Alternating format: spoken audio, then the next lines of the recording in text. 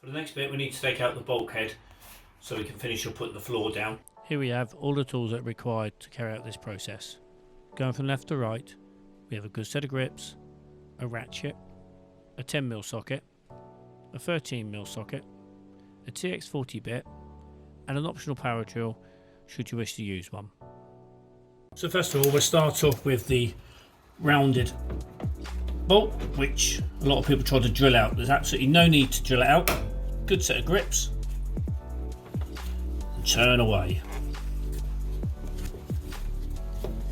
And there we go, as simple as that. Next you take the 13mm out, which is in the middle at the bottom.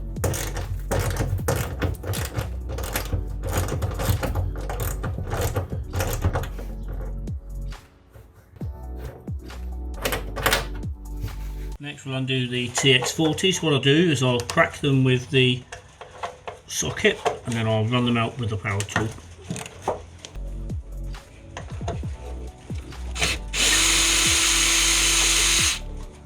Now it's just a simple case of taking out the 10mm.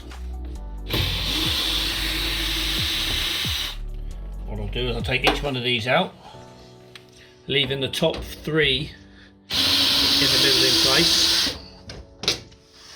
Okay, with just the top three to go now, this holds it nicely in place so I can take the rest off.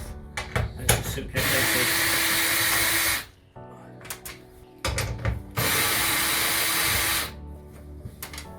and last but not least, the middle one.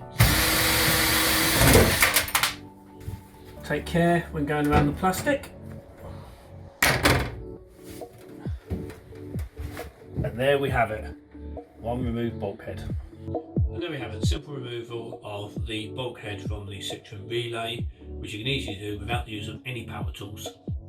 If you are new here, don't forget to hit the subscribe button and the notification bell to get updated when the latest video gets put up. See you in the next chapter.